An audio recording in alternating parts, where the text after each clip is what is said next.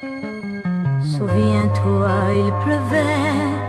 De quel droit des esprits archaïques, malveillants, se dressent-ils contre le progrès social que constitue le libre accès à l'avortement pour toute victime de grossesse? La féministe enceinte décide souverainement de la mise hors circuit de ce qui parasite ses entrailles. Son corps n'appartient pas à l'humanité, il est la propriété de la révolution, de la contestation, de la République, plus précisément, des lobbies pro-avortement. L'embryon n'est pas l'enfant du ciel, il est le détritus de la terre. La résistante aux lois de la nature a le devoir de dire non.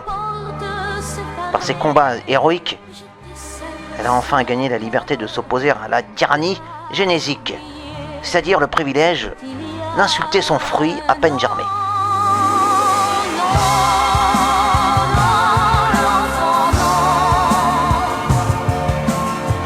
La faveur de le déraciner tout vif de l'antre maternel, l'avantage de le réduire au silence avant même qu'il ne l'ouvre. C'est par cette autorité coercitive exercée contre les enfants à naître, si âprement acquise, que l'on mesure l'immense dignité et la libératrice avancée des adultes.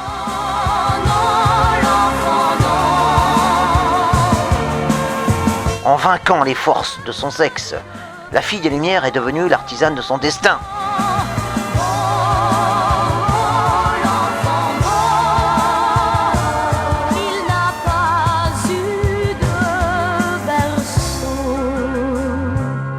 Le fœtus est un importun, un gêneur, un furoncle, une pathologie que la femme toute puissante de notre monde affranchi des alignations ancestrales doit éjecter manu militari de son hôtel intime.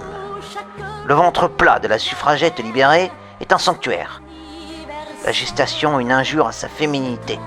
C'est pourquoi je dis que l'avortement devrait être non pas un simple droit, mais un véritable système incitatif appliqué dès les premiers signes d'infection. Sa pratique, une vocation, un dogme, une religion pour tout médecin soucieux de salubrité publique. Et même, soyons en avance sur notre temps, une obligation esthétique pour la mère moderne désireuse de faire la chasse aux kilos superflus. Le sort d'Adam est de s'identifier à sa conjointe, et l'avenir d'Ève est d'atteindre la stérilité.